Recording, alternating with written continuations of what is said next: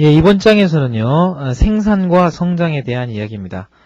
제24장에 해당하는 내용인데요.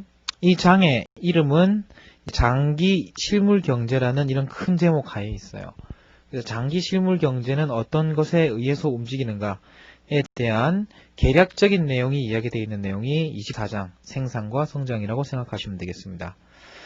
자, 이와 같은 내용인데 장기 실물 경제는 두 가지 큰 변화를 보인다고 말씀을 드렸어요. 장기 실물 경제는 이제 대체로 보면은 대체로 이렇게 변한다는 거죠. 소득은 이렇게 변하는데 이 변화 속에 장기적인 성장의 추세가 하나 있고 그 다음에 단기적인 이와 같은 경기 상승과 경기 하락의 국면이 존재한다는 거예요.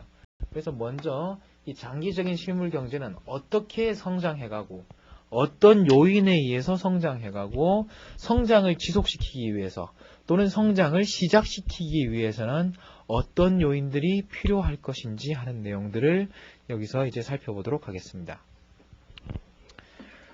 자, 515페이지에 나오는 생산과 성장 여러분 한번 봐주시기 바랍니다.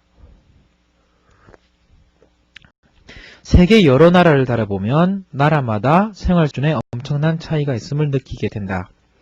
자, 그래서 미국, 일본, 독일 등 대표적인 선진국들이죠. 이런 국가들은 평균 소득이 지금 인도네시아 같은 경우에는 상당히 많이 성장했지만 인도 같은 후진국에 비하면 평균 소득 자체로 10배가 넘는다는 거죠.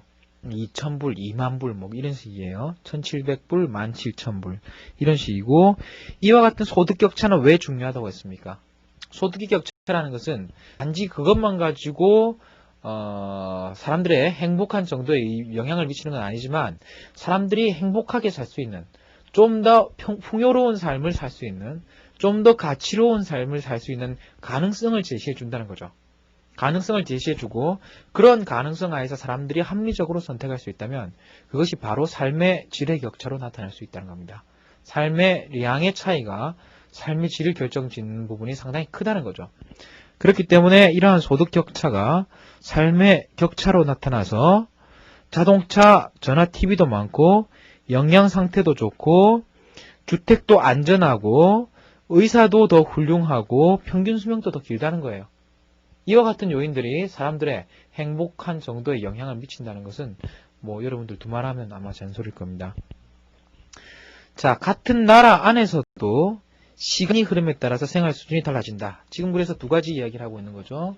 여러 나라를 다녀볼 때 부자 나라도 있고 가난한 나라도 있는 것이고 같은 나라를 이제 올해 내년 이렇게 따져보더라도 이 국가의 생활 수준이 상당히 크게 변한다는 거예요.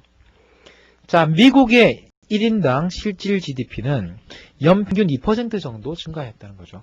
자, 2% 증가는 여러분 그다지 큰 비율이 아니라고 생각하실지 모릅니다. 100개 먹던 사람이 102개 먹는다. 그냥 102개 큰 차이냐 이렇게 생각하실지 모르겠지만 사실은 그렇지 않아요. 102개에서 또 2%가 증가하면 104%가 되는 것이 아니라 증가했던 2%에 추가로 2%가 더 붙는다는 거죠. 거의 한 103%, 이제 3%, 예전으로 따지면 3%에 가까운 크기가 증가하게 돼 있어요. 이자에 이자가 붙고 이자에 이자가 붙는 식으로 성장한 부분이 더 성장하고 또 추가로 성장된 부분이 또 성장되는 이런 복리의 마술 때문에 복리의 증가의 마술 때문에 35년이면 2% 증가해서 2배의 성장을 하게 됩니다. 2%로 35년을 성장하면은 2%로 50년을 해야지 2배가 되는 것이 아니라 2%로 딱 35년만 되더라도 벌써 경제가 2배가 되어 버린다는 거죠. 그렇기 때문에 중요하고요. 자, 성장률 자체도 나라에 따라서 크게 다릅니다. 우리나라 경제가 외국 경제학 책에 몇 군데 나오는 데가 있어요. 외국 경제학 책에 몇 군데 나오는 것이 특히 이 성장률 부분 경제 성장론에서는 한국이 기적적인 성과를 거둔 그런 나라로 평가되어 있죠. 그래서 이 교과서에서도 홍콩, 싱가포르, 한국, 대만 이와 같은 아시아의 4가지 신흥개발공화국 국가들은 거의 매년 7%씩 증가하였다는 거예요. 그 중에서도 우리나라는 7% 이상의 평균 성장률을 보여왔습니다. 이 성장률은 때로는 오일 쇼크가 있었고 그 다음에 때로는 미국의 경제 불황이 있었다는 것을 고려한다면 그것 때문에 침체된 기간이 있다는 걸 생각한다면 엄청나게 높은 수준이에요. 10%가 넘은 적도 있어요.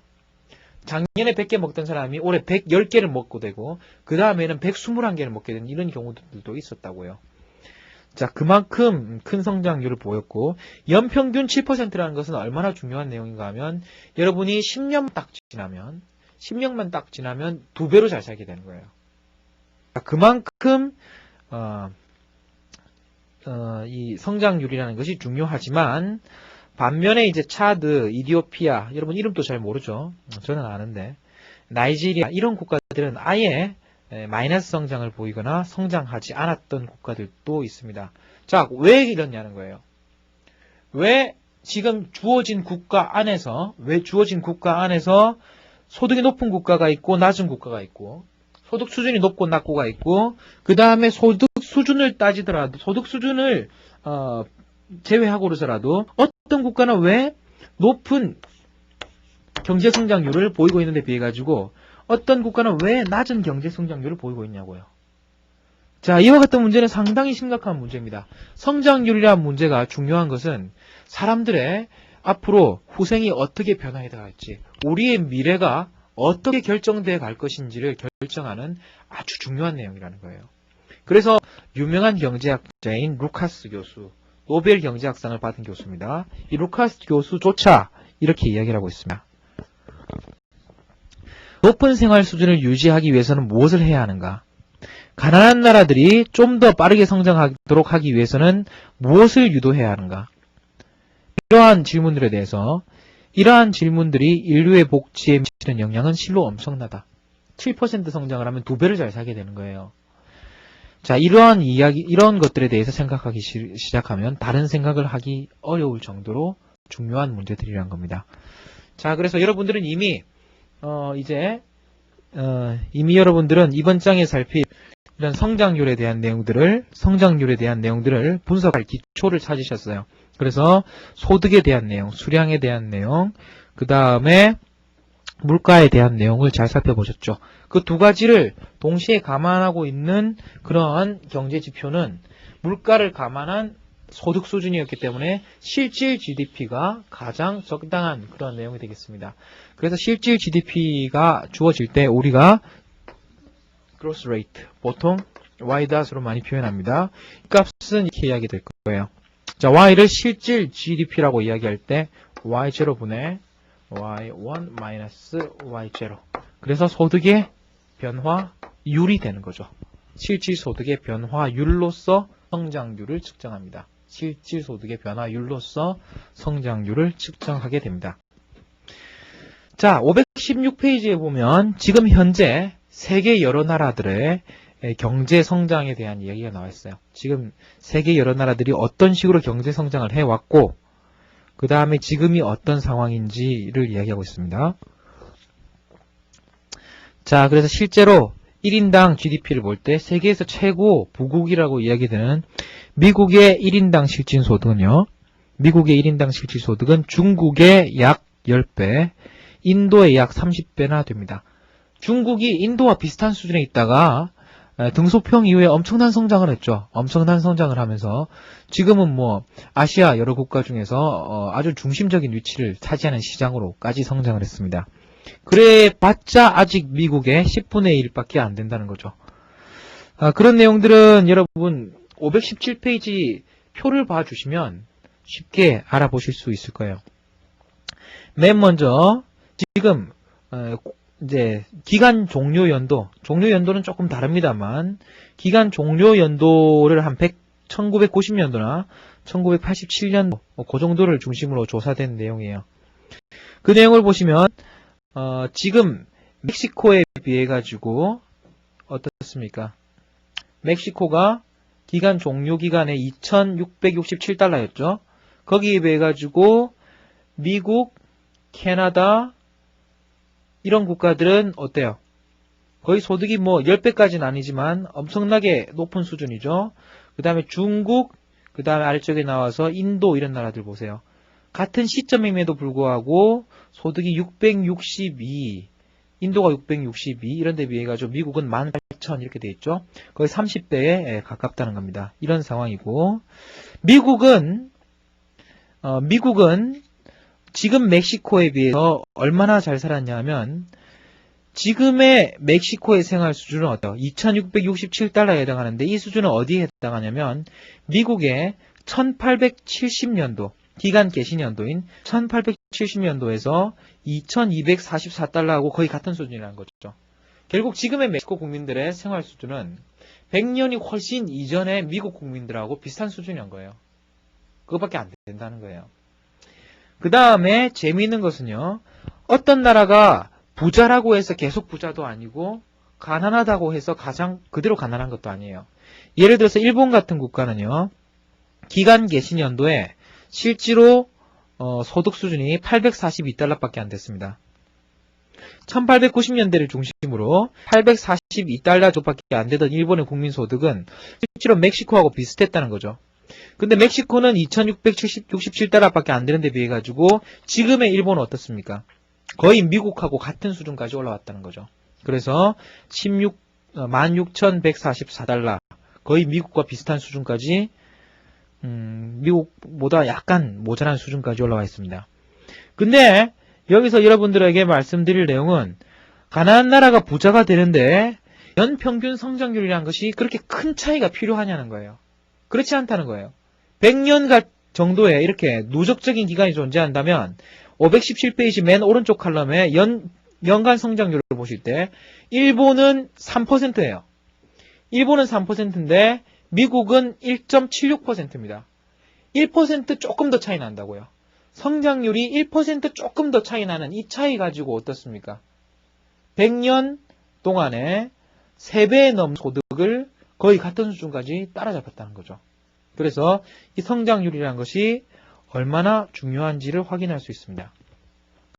자, 그래서 여러분들이 518페이지를 봐주시면 이제 복리 계산과 이제 70의 법칙에 대한 이야기가 나와 있죠. 그래서 겨우 이제 뭐 1% 성장, 뭐 3% 성장, 뭐 2% 차이가 뭐 그렇게 중요하냐 이렇게 이야기 되겠지만 성장률이 오래 누적되면 엄청나게 큰 차이를 만들 수 있다는 거예요.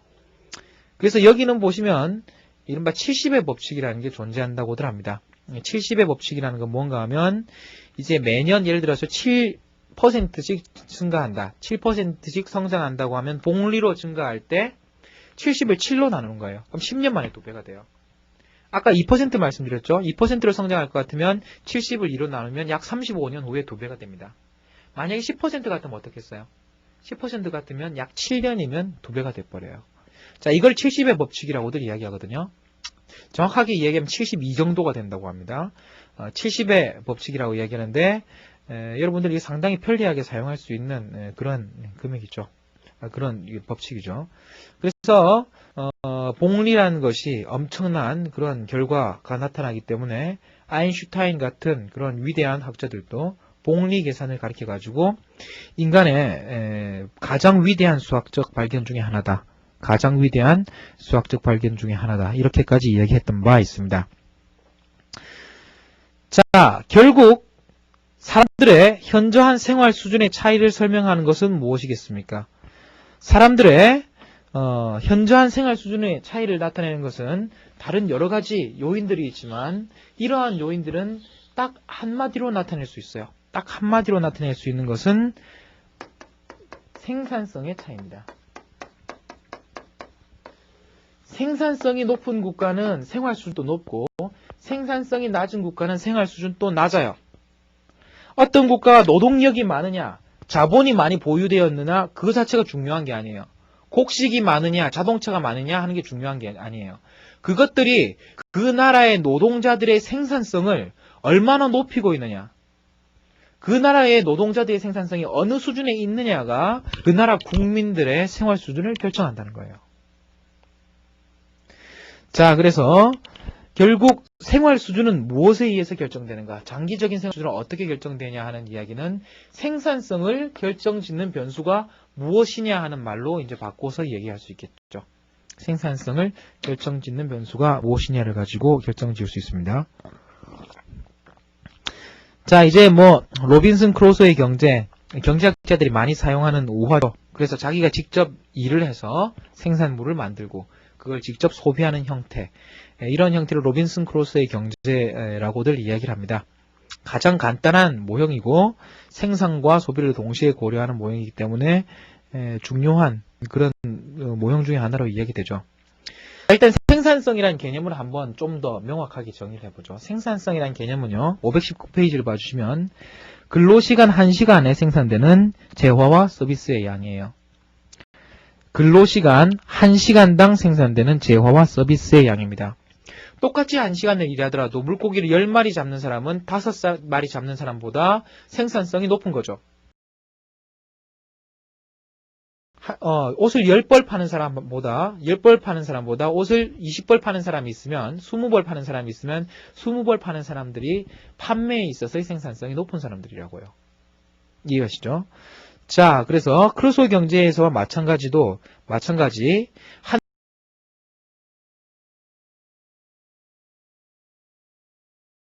하기 때문에 주어진 자원 하에서는 어떻습니까?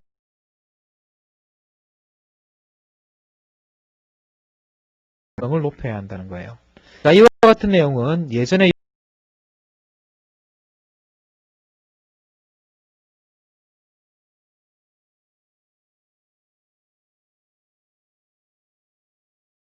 있죠.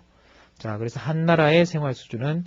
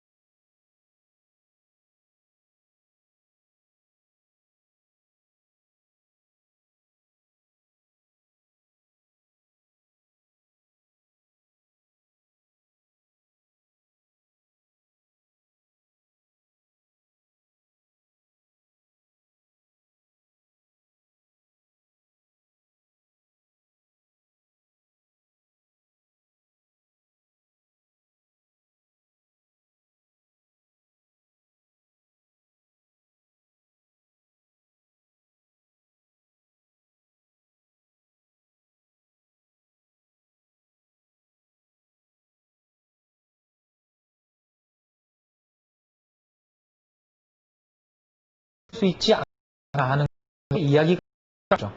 하지만 현실적으로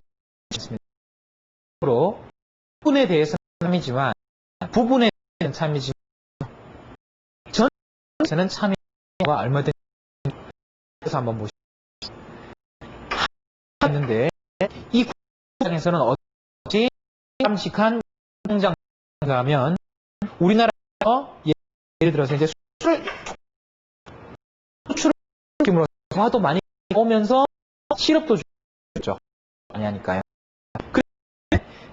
한 국가 또는 입장에서는 수출을 하는 것이 최대 경제 전략이 하지만 여러분 한번 생각해보세요.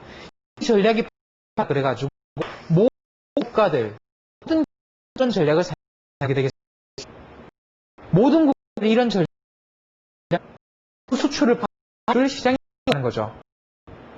수출하는 만큼 줄 시장이 없기 때문에 개별 개인에 대한 개별 개인이 하더라도 전체는 참여하지 않습니다. 그렇기 때문에 경제학과 거시제약은 적인 경제 존재하게 되십니다. 자, 경제학하고 미시과 거시경제 해야 될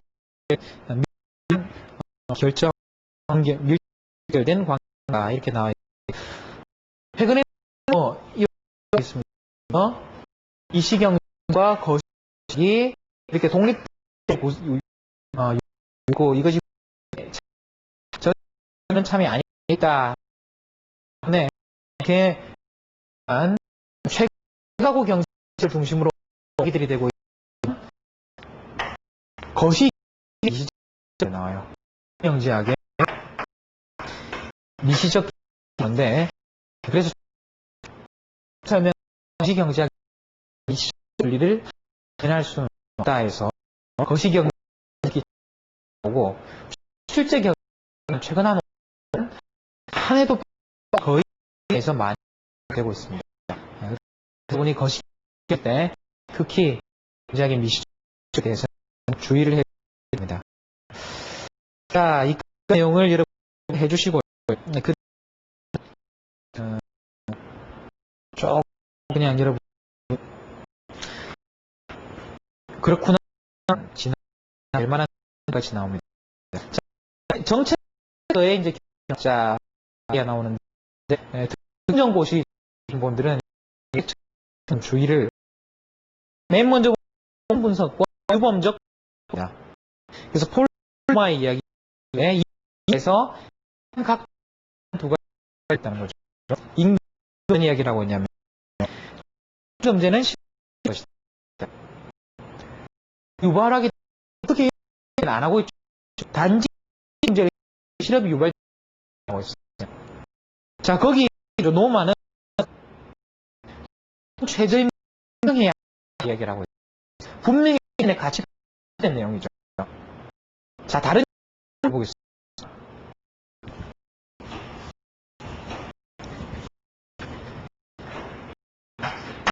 자율 이렇게 표현하는 자율 10%는 첫 번째 주장 실업 증가할 것입니다.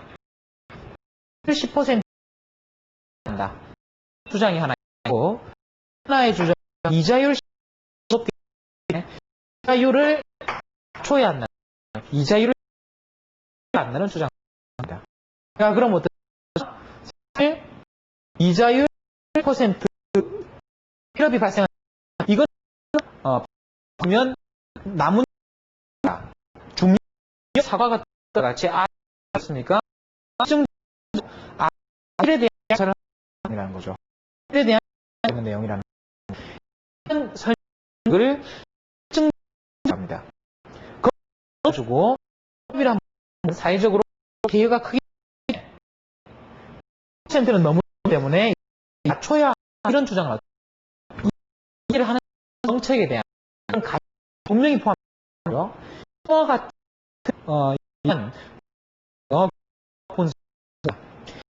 페이지는 디브 스테이트와 이제 노티브 먼저 이렇게 보죠. 이게 이란 뜻이죠. 그래서 주장인 것은 그대로 기준에 대해 스스로 판단을 표한 그런 시기 규범이라고 생각하겠습니다. 자, 그 다음 경제학자에 일단 여러분 변 경제학자 우리나라 변이라는 term이 상당히 어감이 좋죠. 변단 산하단 그냥 단 그걸 주는데 여기서 그냥 정정에 주고 현실의 참여학자라고 생각하시면 됩니다. 참여학자입니다. 참여 경제학에 재밌는 거예요. human 경제, human이라는 데 예전에 자를 만나서 이런 이야기를 한번 해보죠. 그러면 정책의 경제학자들이 정책의 여러 학자들 높이면 어떨까? 자유량을 늘리면 되겠습니까? 늘린다는 거죠. on the one, on the other 하면서 오늘은 이렇고 다른 한편에 그 좋은 가져가지고 대통령이 그러니까 물어보고